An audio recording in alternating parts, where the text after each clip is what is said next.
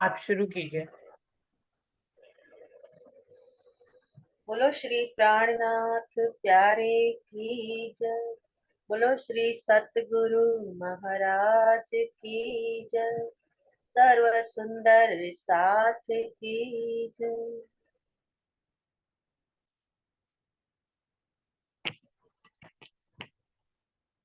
आनंद अंग श्री श्यामा जी को, आनंद अंग श्री श्यामा जी को निरखूं बारंबार। नूरी शोभा नूरी सब श्रृंगार। नूरी शोभा नूरी सब श्रृंगार। अंग अंग से नूरी किरणें, अंग अंग से नूरी किरणें उठती अपरंपार। नूरी शोभा नूरी सब श्रृंगार। नूरी शोभा नूरी सब श्रृंगार। कंचन रंग सिंहासन बैठे धाम धनी, संग विराजित है बड़ी रूह ठकुरानी। कंचन रंग सिंहासन बैठे धाम धनी, संग विराजित है बड़ी रूह ठकुरानी। और सभी सखियां अंग इनके, और सभी सखियां अंग इनके जो है 12,000। नूरी शोभा नूरी सब श्रृंगार। आनंद अंग श्री श्यामा जी को निरखूं बारंबार। नूरी शोभा नूरी सब श्रृंगार। गौर वरण पर सोहे साड़ी सेंदुरिया, नूर भरा नीली लाही का चरनिया। कचुकी श्यामल रंग की देखो, कचुकी श्यामल रंग की देखो करती झल झलकार। नूरी शोभा नूरी सब श्रृंगार। आनंद अंग श्री श्यामा जी को निरखूं बारंबार। नूरी शोभा नूरी सब श्रृंगार। शीश कमल पर राखड़ी की शोभा है, मुखड़ा नूरी और मस्तक पर टीका है। हाथों में है नवधरी और, हाथों में है नवधरी और कंगन की खनकार। नूरी शोभा नूरी सब श्रृंगार। आनंद अंग श्री श्यामा जी को निरखूं बारंबार। नूरी शोभा नूरी सब श्रृंगार। चरणों में झांझरी घूंघरी का भी कड़ला है, चरणों में झांझरी घूंघरी का भी कड़ला है। अनवट बिछुए की भी अद्भुत शोभा है। नाजुक नाजुक चरणों की है, नाजुक नाजुक चरणों की है नाजुक नाजुक चाल, नूरी शोभा, नूरी सब श्रृंगार, नूरी शोभा, नूरी सब श्रृंगार। आनंद अंग श्री श्यामा जी को निरखूं बारंबार, नूरी शोभा, नूरी सब श्रृंगार, नूरी शोभा, नूरी सब श्रृंगार। बोलो श्री प्राणनाथ प्यारे की जय, बोलो श्री सतगुरु महाराज की जय, सर्व सुंदर साथ की प्रणाम। प्रणाम जी, धन्यवाद पूजा दीदी। शुरू करते हैं सुंदर साथ जी। रुचि जी लगा देना। दोई चरण को धनिए ना छुड़ाइयो खेन, लाख तली लालेड़िया मेरे जीव की ही जीवन, इन पाँव तले पड़ी रहूं, धनी नजर खोलो बातून, पलना वालू निरखु नेत्रे मेरे जीव के ही जीवन, मेरे जीव के ही जीवन। श्री बंदो सतगुरु चरण को करूं सो प्रेम प्रणाम, अशुभ हरन मंगल करन धनि श्री देव चंद्र जी नाम।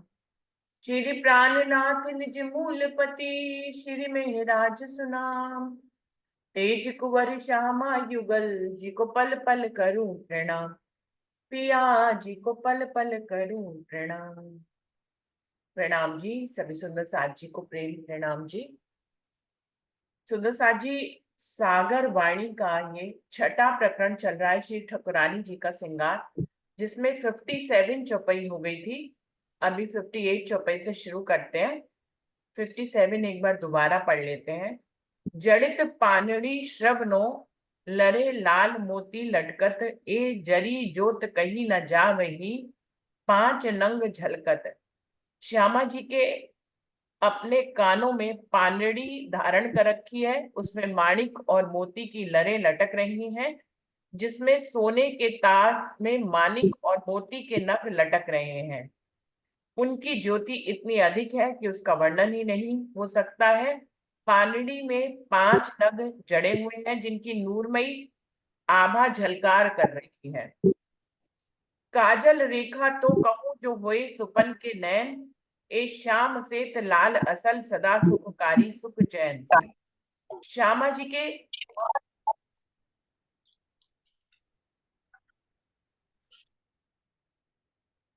श्यामा जी के नेत्रों के काजल की काली रेखा का वर्णन तो तब किया जाए जब वे स्वप्नमयी संसार के नेत्र होएं। इन प्रेम भरे काले और सफेद नेत्रों में प्रेम की लालिमा हमेशा ही छाई रहती है। आनंद के स्वरूप ये नेत्र ब्रह्म सृष्टि के लिए हमेशा ही आनंद की वर्षा करते रहते हैं। सामान्यतः आंखों की भवों, तारों तथा पुतलियों का रंग काला होता है तथा पर्दे का शेष भाग श्वेत होता है।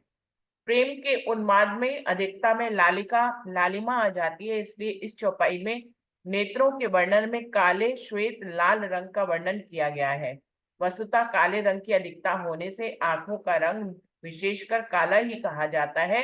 काजल लगाकर उसके सौंदर्य में वृद्धि की जाती है, किंतु नूरमयी आंखों में भला काजल की क्या आवश्यकता है। इस चौपाई में यही बात विशेष रूप से दर्शाई गई है कि श्यामा महारानी के नेत्र इतने सुंदर हैं कि उसमें काजल की रेखा ऑटोमेटिक लगी है। सुंदर साथ जी, कोई काजल लगाना नहीं पड़ता है। परमधाम में तो वैसे ही कोई भी आभूषण पहनना नहीं पड़ता है, तो काजल लगाने की तो बात ही नहीं, ऑटोमेटिक ही काजल लगा हुआ है। इतने सुंदर नैन हैं जिनकी आकृति को काजल के माध्यम से बनाया गया है। सफेद रंग और काले रंग की कॉम्बिनेशन है आंखों का, सभी जानते हैं, लेकिन उसमें प्रेम के लाल रंग के धागे भी हैं जो रूहों को आकर्षित करते हैं और सबसे ज्यादा राजी महाराज को आकर्षित करते हैं। राजी महाराज जब श्यामा महारानी के नेत्रों में देखते हैं तो वो देखते ही रह जाते हैं। इस तरह के प्रेम के भाव श्यामा महारानी के नेत्रों में होते हैं, जिनको राजी महाराज देखते हैं। हाँ जी। ए तन नैन अरस के, नाही और कोई देह, ए निरखो नैनो रू के भीगल प्रेम स्ने। श्री श्यामा जी का तन नेत्र परम धाम के हैं, कोई और नहीं है। आत्म दृष्टि से देखने पर इनके अंदर प्रेम ही प्रेम भरा दिखाई देता है। नैन तीखे अति अनियारे, सखी ए छवि कही न जाए, आधे घूंघट मशोक को निरखत नैन तिरछाए। श्री श्यामा रानी जी के नैन नुकीले और तिरछे हैं, जिनकी छवि वर्णन करने में नहीं आती। वह अपने मशोक श्री राजी महाराज को तिरछी चितवन से देखती है। प्रणाम जी। प्रणाम जी सुंदर साजी। यहाँ पे इनके कुछ भावार्थ भी हैं, मैं पढ़ना चाहूंगी, बड़े सुंदर। ये जो पहली चौपाई में 59 में कहा गया है कि ये तन जो है वो परम धाम की है, यहाँ के नहीं है। मतलब उनको यहाँ की देह के अनुसार नहीं समझना चाहिए। तो उसके भावार्थ में लिखा हुआ है कि स्वर्ग और बैकुंठ आदि लोकों के शरीर भी प्रकाशमयी होते हैं, ये भी मृत्यु बुढ़ापे और रोग से रहित होते हैं। सुंदर साथ जी, परम धाम के तो नूरी स्वरूप है ही है। वो कह रहे हैं इतनी महिमा तो यहाँ के बैकुंठ और स्वर्ग में भी होती है कि वहां पे जो देवी देवता रहते हैं उनके स्वरूप भी प्रकाशमयी होते हैं और वे बुढ़ापे से और मृत्यु से परे होते हैं। इसी प्रकार निराकार में स्वच्छंद विचरण करने वाले योगी राज भी अपनी अच्छा अनुसार दिव्य स्वरूप धारण कर लेते हैं, किंतु ये सभी शरीर माया जनित होने के कारण काल के अधीन होते हैं। तो एक बार जब महाप्रलय होती है तो आप स्वर्ग और बैकुंठ में रहने वाले जितने भी देवी देवता हैं वो सब भी कहाँ चले जाते हैं, निराकार में समा जाते हैं और फिर जाकर जो है ये प्रकृति दोबारा से बनती है। तो एक बार अभी हम लोगों की जैसी मृत्यु होती है वैसी मृत्यु उनकी नहीं होती है। उनकी सीधा जो है जब महाप्रलय होती है उसमें वो लोग समा जाते हैं निराकार में। तो उनको भी इतने वर्ष तक जीते तो उनकी देह को भी प्रकाश में ही कहा गया है, जो बुढ़ापे से रहित होती है। वो भी जो है यंग रहते हैं, हमेशा बूढ़े नहीं होते हैं। तो वो कह रहे हैं कि यदि कोई अपनी योगी राज बन जाए और स्वच्छंद निराकार में विचरण करने लग जाए, वो व्यक्ति जो काल माया के ब्रह्मांड में रहता हो वो भी तक अपनी मृत्यु को रोक सकता है। तो लेकिन ये सभी माया जनित है, तो माया में एक दिन तो सबको लय हो जाना होता है। परम धाम के तन अक्षरातीत के अंग होने से साक्षात ब्रह्म स्वरूप होते हैं। स्वप्न में भी इनकी तुलना मायावी तनों से नहीं की जा सकती है। वो कह रहे हैं कि आप उनकी तुलना इन तनों से तो बिल्कुल नहीं कर सकते, देवी देवताओं के तनों से भी नहीं कर सकते, क्योंकि वो भी तन जितने मर्जी प्रकाशमयी हो, बूढ़े ना होते हो, लेकिन माया जनित होने के कारण काल माया के ब्रह्मांड में जब महाप्रलय होती है तो वो निराकार में समा जाते हैं। लेकिन परम धाम में मृत्यु जैसी कोई बात नहीं है। वो कह रहे हैं कि प्रेम की अभी आगे लिखा है, नैन तीखे अति अन्यारी सखी ए छवि कही न जाए, आधे घूंघट माशूक को निर्खत नैन छिड़चाए। ये तो बहुत ही सुंदर चौपाई है सुंदर साथी, जिसमें आधे घूंघट से माशूक को ऐसे करके श्यामा महारानी देखती है तो तिरछी चितवन आ जाती है और राजी महाराज को दिखे सौंदर्य दिखे लेकिन पूरा ना दिखे, तो और ज्यादा उसको देखने की के भाव आते हैं। अब किसी ने घूंघट, हम लोग जो है घूंघट का फैशन चला गया है, लेकिन पहले जो है घूंघट किया जाता था तो घूंघट में ये रहता था कि घूंघट में पता नहीं इनका चेहरा कैसा है, एक मन में वो बात बनी रहती कि पता नहीं सुंदर है कि नहीं सुंदर है, गोरी है कि काली है, मतलब कैसे भी घूंघट में रहने का बाद जब घूंघट में किसी चीज को छुपा लिया जाता है सुंदर साथ ही ये एक बिल्कुल सिंपल सी बात है कि जब कोई चीज छुप जाती है तो वो गोपनीय हो जाती है और उसको जानने की इच्छा ज्यादा प्रबल हो जाती है। तो ऐसे ही वो कह रहे हैं श्यामा महारानी जो है आधे घूंघट से जब राजी महाराज को देखते हैं तो प्रेम की अभिव्यक्ति और अधिक बढ़ जाती, क्योंकि पूरा चेहरा तो दिख नहीं रहा है, आधे चेहरे में वो राजी महाराज को चुप चुप के देख रही हैं, जबकि परमधाम में घूंघट करने की कोई आवश्यकता नहीं है। वहां तो सब कोई राज्य के ही स्वरूप है और राज्य किसी ने घूंघट किया भी हो तो भी राज्य उसको पूर्ण स्वरूप से देख लेंगे। लेकिन एक अभिव्यक्ति है यहाँ के भावों में कि प्रेम की अभिव्यक्ति के रूप में ही आधे घूंघट से देखने का कथन है, जो यहाँ के भावों के अनुसार किया गया है। रूप स्वलीला अद्वैत परमधाम की प्रेममयी लीला को संसार के भावों एवं लोकाचार में नहीं बांधा जा सकता है। वो कह रहे हैं यहाँ के भावों से आप ऐसी अभिव्यक्ति की गई है कि आधे घूंघट में माशूक को देख रही है, हमारा परम धाम में तो श्यामा बरानी भी राज्य का ही स्वरूप है, तो उससे घूंघट को करने की जरूरत नहीं है। सुंदर साथ जी जी प्रणाम जी। सब अंग उमंग करते हैं, करते बात रहमान, दिल माशूक का देख के खींचत हैं प्रेम बाण।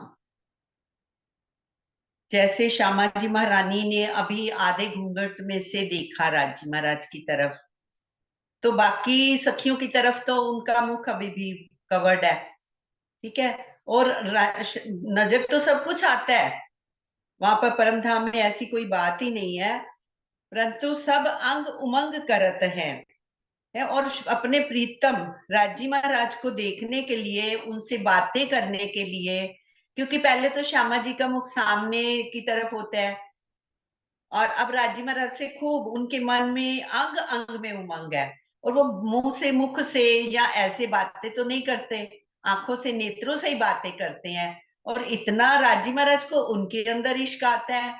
तो श्यामा जी तो अपनी वो अंगूठी से भी निहारते रहते हैं श्याम राजी महाराज को। अब और भी उनकी आंखों में जब देखते हैं तो आंखों में उनकी पुतलियां जैसी, उनकी पुतलियों में अपने को भी देख रही हैं राजी महाराज को, और उनके वो तरफ से भी प्रेम मिल रहा है और वो और लुटाए जा रहे हैं प्रेम। इतनी उमंग है कि राजी महाराज से मैं बस अब उनको देखती रहूं, क्योंकि डायरेक्ट अब देख रहे हैं ना घूंघट में से। दिल माशूक का देख के खींचत है प्रेम बाण।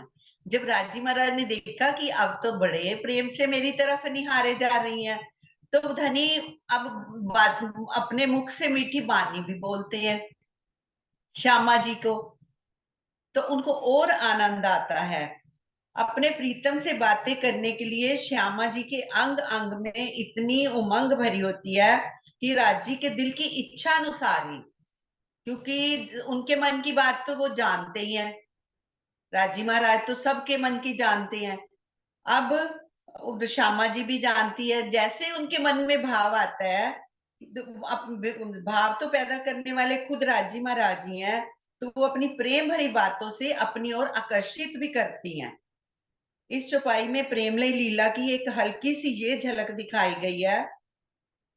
चाहे कोई रात दिन बातें नहीं भी करता, आशिक और माशूक जब एक दूसरे के प्रेम में खोए रहते हैं तो कभी कभी मधुर बातें भी करते हैं। आशिक की यही चाह होती है कि जब माशूक की इच्छा हो तब वह अपने प्रेम की अमृत धारा प्रवाहित करे।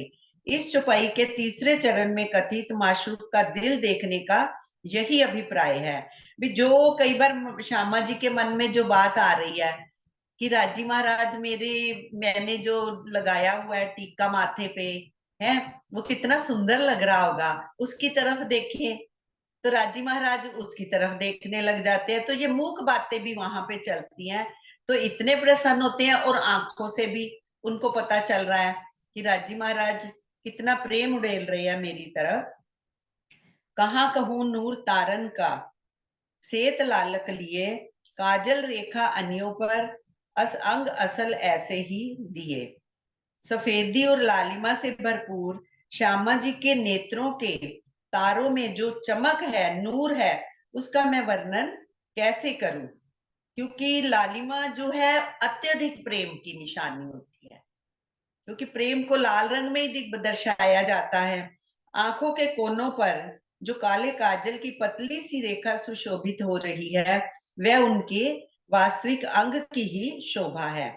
संसार में सुंदरता बढ़ाने के लिए काजल लगाते हैं भी, आंखों को तभी तो कहते हैं ना काली सुंदर आंखें, तो श्यामा जी महारानी की तो नेचुरल है, वो तो उनके अंग का ही काला जो नूर है, जैसे उधर से सफेद लाल काला, तो इतनी सुंदर आंखें लगती हैं जब प्रेमी और आशिक और माशूक एक दूसरे में खोए रहते हैं और मधुर बातें भी, सॉरी, काजल रेखा अन्यों पर अंग असल ऐसे ही दिए। तो हृदय में लहराता हुआ प्रेम का सागर आंखों से छलक उठता है, जिसे इस चौपाई में तारों के नूर से संबोधित किया हुआ है। बुझी हुई आंखें प्रेम से रहित होने का संकेत देती हैं। तो इतनी सुंदर आंखें हैं, यहाँ पर आर्टिफिशियलिटी से किया जाता है, तो वहां तो मेरी श्यामा महारानी की आंखें ही इतनी सुंदर है, उनके काजल हमेशा ही लगा रहता है और लगा हुआ है। तो प्रणाम जी।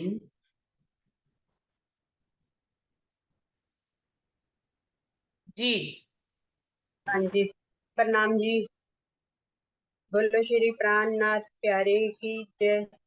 दिन तारण में जो पुतलियां माहे नूर रंग रस, प्यू देखे प्यारी नैनो साम सामी अरस परस। इनके नैनों की जो पुतलियां हैं, उनमें इश्क की मस्ती भरी है। वे अपनी प्यार भरी नजर से प्रीतम को निहारती हैं और आमने सामने श्री राजी महाराज से नजर मिलाकर सुख लेती हैं। चकलाई चंचलाई की छवि होए नहीं वर्णन, जो धनी देवे पट खोल के तो अब ही उड़े ये तन। नैनों की चंचलता और चतुराई की छवि की शोभा कैसे कहूँ। श्री राजी महाराज ही यदि ये माया का पर्दा हटा दे तो ये संसारी तन उसी समय छूट जाए। राजी ने हम पर फरमोशी का पर्दा डाला हुआ है, इसलिए हम वहां का अनुभव कर सकते हैं। बस नैनों की चतुराई चंचलता श्यामा जी महारानी की इतनी है कि इतनी शोभा है कि उसका वर्णन कैसे हो सकता है। अपने मन में ये भाव जरूर आते हैं पर बोल नहीं पाते। प्रणाम जी। आगे बाज। हाँ जी, आप शुरू करें। बंके वो बिरकुटी लिए शोभित गोर अंग, अंग अंग भूखन भूखन करत माहो माहे जंग। श्यामा जी के गोरे माथे पर काली काली तिरछी भौहें बहुत अधिक सुशोभित हो रही हैं। उनके प्रत्येक अंग और प्रत्येक भूषण से निकलने वाली नूरमयी किरणें आपस में टकरा कर युद्ध करती हुई प्रतीत होती हैं। दोनों भौहों के बीच का ऊपर भाग बिरकुटी कहलाता है। दो जड़ाब अद्भुत सात रंगनग झाल, सूक्ष्म जाल शोभा अति बड़ी, जाए उठत माहे गाल। श्यामा जी के दोनों कानों में लटकते हुए दोनों जाल बहुत ही अद्भुत शोभा को धारण किए हुए हैं। इनमें 7 रंगों के नग जड़े हुए हैं। इस नूरमय जाल की शोभा बहुत अधिक है। श्यामा जी के दोनों गालों में इनकी नूरमयी झलक दिखाई देती है। बाबत जाला एक प्रकार का आभूषण है जो पानड़ी के नीचे होता है और इसमें से जवाहरातों की झालर लटकती रहती है। सूक्ष्म शब्द का तात्पर्य त्रिगुणातीत स्वरूप से है, जैसे सूक्ष्म स्वरूप ने अनुवद अंगे। प्रणाम जी।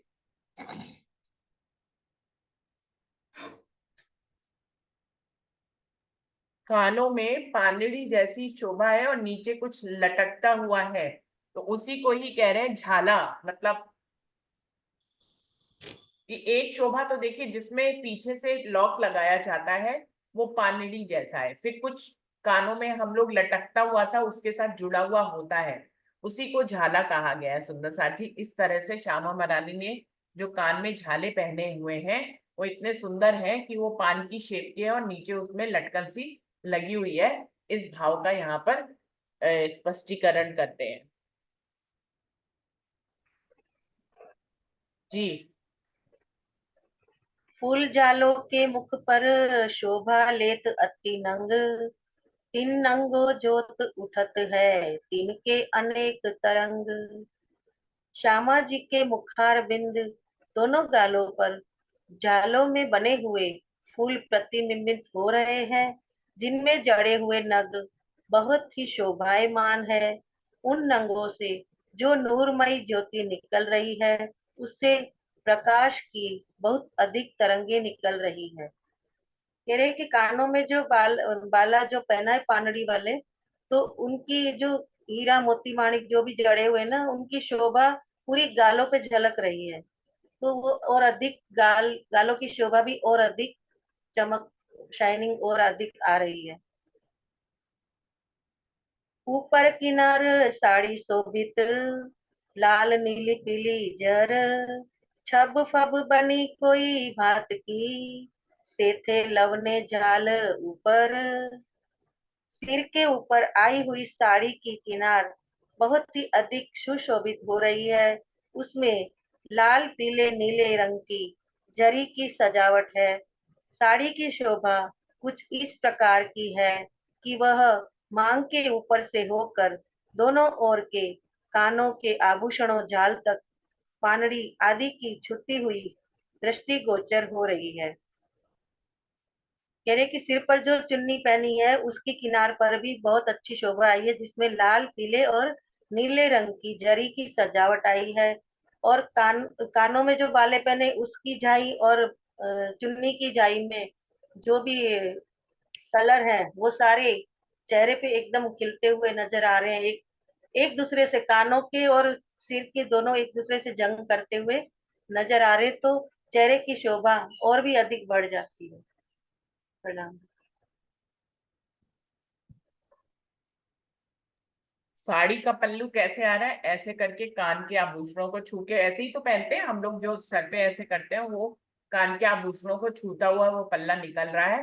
तो वो सारी शोभा जो है वो चेहरे पे दिखाई दे रही है, झाल की भी और चुन्नी की भी।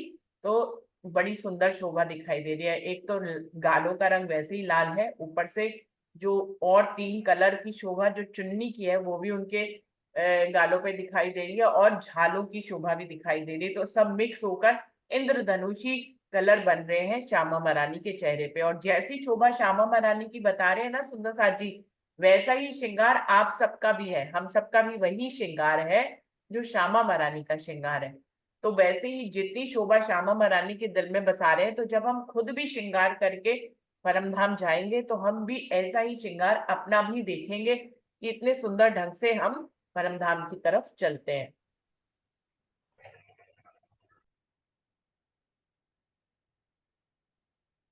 एजो कांगरी इन नग की शोभित माहे किनार, गौर निलवट श्याम केसों पर जाए अंबर लगी झलकार।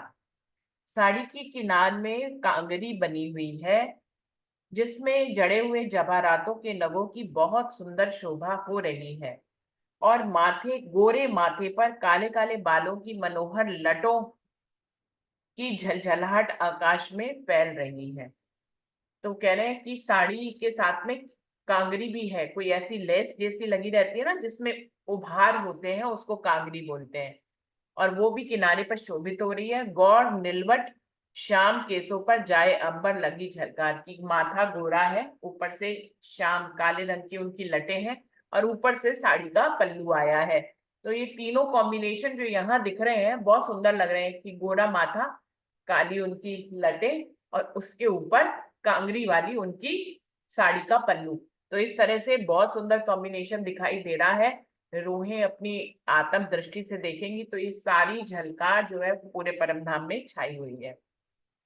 शोभा कहूं अंग माफक इन सुपन जुबा अकल, सो क्यों पहुंचे इन स्वरूप लो जो बीच कायम बता असल। ये सारी शोभा तो मैं यहाँ के अंगों के अनुकूल ही कह रही हूँ। मेरी जिह्वा स्वप्न की है, तथा जिस बुद्धि से मैं यह प्रस्तुत कर रही हूँ वह भी यहाँ की ही है। उस अनादि परम धाम में श्यामा जी का जो अखंड नूरमयी स्वरूप है, वहां तक यह वर्णन कैसे पहुंच सकता है, अर्थात मैं वहां का यथार्थ वर्णन कैसे कर सकती हूँ। भावार्थ क्या है, इस शोभा के वर्णन में स्वप्न की बुद्धि के प्रयोग की जो बात कही गई है उसका विशिष्ट आशय है। यद्यपि महामती जी के धाम हृदय में युगल स्वरूप के विराजमान होने के से परमधाम की निज बुद्धि एवं अक्षर ब्रह्म की जागृत बुद्धि भी विराजमान है, और उनके अंदर ज्ञान इनका सागर भी लहरा रहा है, किंतु उसका प्रगटीकरण इस स्वप्न के ब्रह्मांड में स्वप्न के तन से हो रहा है, जिसकी कुछ निश्चित सीमाएं हैं। और जीव यानी कि महामती जी के धाम हृदय में लहराते हुए ज्ञान के सागर की लहरों को जितना आत्मसात कर रहा है उतना ही कह पा रही है। वास्तविकता तो यह है कि वह जितना अनुभव करता है उतना ही कह नहीं सकता है। यही कारण है कि मेराज के पश्चात मोहम्मद साहब भी परम धाम का यथार्थ वर्णन नहीं कर सके थे। एक मुख्य तथ्य यह भी है कि आशिक श्री महामती जी के लिए माशूक श्री राज श्यामा जी की शोभा का वर्णन कर पाना बहुत कठिन है, लगभग असंभव होता है। वह वर्णन तो मात्र धामधनी के हुक्म से ही संभव हो रहा है। ये एक चौपाई भी आती है सुंदर साची वाणी में कि हमारी आत्मा जो देखती है वो हमारे जीव तक उसका जो है 100वां अंश आ पाता है, और फिर जीव से फिर हमारे दिल तक उसका 100वां अंश आ पाता है, फिर दिल से हमारी जिह्वा तक जो है बोलने के 100वां अंश आ पाता है, जिह्वा से फिर जो शब्द निकलते हैं उसका भी 100वां अंश। मतलब जो कहने का मतलब है कि जो आत्मा देखती है उसका बहुत घट घट के जो है शब्दों के रूप में व्यक्त हो पाता है। तो वो जी ऐसी आती है ना चौपाई, जेते इन आत्म के बीतत बात बात तेते इन पर आत्म के दुजत अंग साक्षात। जैसे आत्म देखती है तो परम धाम के उतने अंग जागृत हो जाते हैं। पर आत्म के अंदर तो सारा ज्ञान है, उनके अंदर है ना, वैसे वो फरामोशी है, फरामोशी में है, तो वो अनुभव वो ना आत्म को आने लग जाता है। ऐसे एक चौपाई है ना। यहाँ पे जो बात कही जा रही है वो आशा दीदी ये कही जा रही है कि आत्म जो देखती है उसका बहुत कम अंश जो है शब्दों में व्यक्त हो पाता है।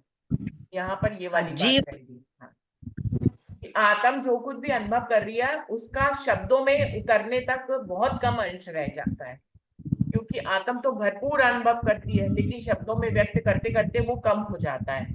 तो इस भाव को यहाँ पे दर्शाया गया है कि जे उतना गहरे ढंग से कह नहीं पा रही है, तो जितने भी भाव वो कह रहे हैं वो यहाँ के शब्दों के यहाँ पे व्यक्त कर रही है, यहाँ के शब्दों से। जबकि महामती जी के अंदर निज बुद्धि भी है और जागृत बुद्धि भी है और इलम का सागर भी है, उसके बावजूद भी यहाँ के काल माया के शब्दों से ही बंधकर वर्णन करना पड़ता है। आप उनके अंदर कितनी निजी बुद्धि हो, कितना इलम का सागर हो, लेकिन अब हमें आपको समझाने के लिए यहीं के तो शब्दों का प्रयोग करेंगे, और जब यहाँ के शब्दों का प्रयोग करते हैं तो वो कम हो जाता है। वो कह रहे हैं कि यहाँ के शब्दों का प्रयोग में सुंदरता का वर्णन तो विष्णु का भी किया गया है, शंकर के भी सुंदरता का वर्णन किया गया है। तो वो लोग तो कितने अच्छे शब्द लगा देते हैं, कहीं कहीं जगह पे इंद्रावती कहती है मैं अवाक रह जाती हूँ कि मैं वर्णन कैसे करूँ, ये तो अपने ही देवी देवता का इतना सुंदर वर्णन कर रहे हैं, उन्हीं शब्दों से मुझे राज्य का वर्णन करना है, तो मेरे पास कोई अनोखे शब्द तो है नहीं। बार बार यही तो कहूंगी, नूरमयी है, सुंदर है, मृग नयनी आंखें हैं, गोरा रंग है, इससे ज्यादा और बड़े शब्द मैं कहाँ से लाऊं। वो कह रही है इससे बड़े शब्द मेरे पास है नहीं, और इससे बड़े शब्द अगर कहूंगी तो वो इस काल माया के होंगे नहीं और रूहों को समझ आएंगे नहीं। रूहों को सुंदरता का मतलब गोरे से ही समझ में आता है ना।